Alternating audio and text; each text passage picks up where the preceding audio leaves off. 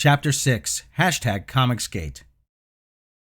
There has been a very disingenuous debate raging in certain fandoms for several years now. It concerns the validity of very cherry fans in relation to long-established franchises. The debate began with Gamergate when simpletons and retards began posting videos about games on social media platforms. This was vomited onto the gamer scene with the amateurish ineptitude you'd expect. It came from the perspective of the indoctrinated, not educated or even experienced. These brain-dead drones managed to summon enough coherence to begin spewing ill-informed views about sexism and patriarchy. There's too much sexism involved with a decent pair of fantasy breasts. These new third-wave dogmatic 210s fight against systematic sexism in the Free West, yet completely ignore those countries that actually have laws in place to intentionally oppress women because they are women. Women can't vote or even drive in some of those communities. Women are forced to cover themselves from head to toe because the men in those countries are excused from impulse control by sexist belief systems. But never mind them. Don't let reality fool you here. The real problem is fantasy tits in video games and comic books. Not too long after Gamergate came ComicsGate, where again, dim-witted skinbags who somehow achieved relative bipedal motion but had left their hives in indoctrination centers and universities finished their frappuccinos and spread out into the world, shaming oblivious employers into hiring them. These poor misunderstood mouth breathers, with strong ideologies, weak critical thinking skills, subpar characters and stories about mafifis, were chomping at the bit to push a narrative through stories and retcons that nobody asked for. They were busy closing countless comic book shops via the wall of diversity and shame. Since the woke crusade began, the mainstream comic industry had also seen a steady financial decline. To add to the misery of investors, more troubling had been, and continues to be, the propensity of the big houses of comic books to attract and retain all sorts of strange and mean little trolls. The obvious truth for even those partially aware is that the mean-spirited followers of this woke generation of mainstream comic books do not financially support comic books. This reality is easily verifiable with a quick check of Marvel and DC Comics' most celebrated artists currently. Pull out the yearbooks and then check out the sales figures for 2019 for each of them. You'll notice that some of the most recognizable names in the biz have at times 4 times more Twitter followers than they sell comic books.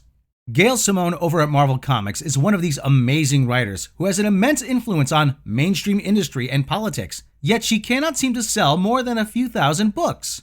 How is this an industry leader? Many of the projects Gail worked on were continuously manipulated by Marvel in order to artificially boost sales by offering impulse buy #1 issues.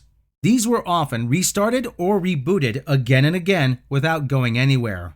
This was straight appeal to cover collectors, not readers of comic books. How could readers continue to tolerate this stagnation as the decade wore on? Enter the woke narrative. Mainstream creators lurched around Twitter most of the time instead of trying to figure out how to make and sell good books. Several independently minded creators and artists within the industry who had not already been forced out decided to strike out on their own and appeal to a kind of direct market themselves. #ComicsGate was the direct progenitor to the Fandom Menace, and both communities began interacting and collaborating on various independent projects. Networking, crossovers, experiences, and an exchange of information was everywhere. The pressure from activist SJWs forced all of these marginalized and bullied people together. The overall community was boosted in numbers and enthusiasm. ComicsGate was and continues to be a belief by artists, creators, fans, commenters, e-personalities, and others within and without the comic book industry that the content of their stories should come before politics of any kind. As social justice ideology began to assert itself through the IPs they now controlled, readers' unhappiness with the mainstream was made worse by many industry pros behaving in exactly the same ways as gamers had been treated by journos.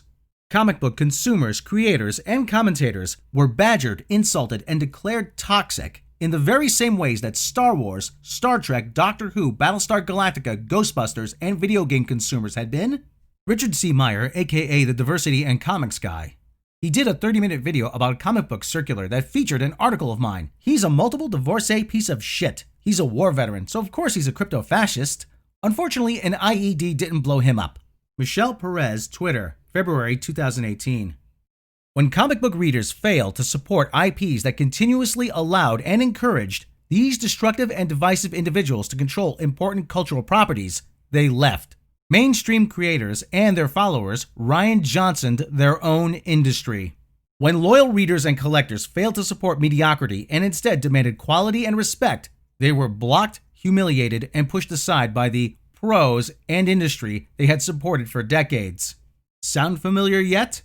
The same unimaginative dolts, the same woke armies of trolls and followers led to the twisting and altering of mythology and storylines that went back decades, as had occurred at Disney Lucasfilm. Predictably, the quality of mainstream comics was declining. The industry was suffering economically as well. Like other industries over the last decade, comic books were now firmly held prisoner by the woke and the re. The birth of the term "get woke, go broke," coined by Jeremy Hambley of The Quartering, began to be used frequently in the Fandom Menace community around this time. The term is used to describe anything that has been infiltrated and infested by woke warriors and/or activist SJWs. It refers to any sort of business, enterprise, or organization that allows activist SJW influence within their ranks that would sooner or later be in danger of losing their economic viability as a result of their own wokeness. As of this writing, one of the larger companies, IDW, is currently losing almost $4.3 million per quarter. This kind of money may not seem like much, but when you consider that Marvel Comics currently nets around $300K per month on its highest selling mag, which happens to be a Spider-Man title as you would imagine, what will IDW do? If IDW sales are nowhere even near Marvel's on a monthly basis, then how does IDW plan on still being here next year if things continue on like this? Are the hopes of thousands of readers and the investment they've spent years contributing to in support of IDW hanging on a new female Ninja Turtle? Artists and creators who believed in the idea of the customer first wanted to fashion decent stories with well-drawn illustrations worthy of money being spent on them. By the sounds of the numbers over at IDW, it seems like decent art and good stories are still what customers want.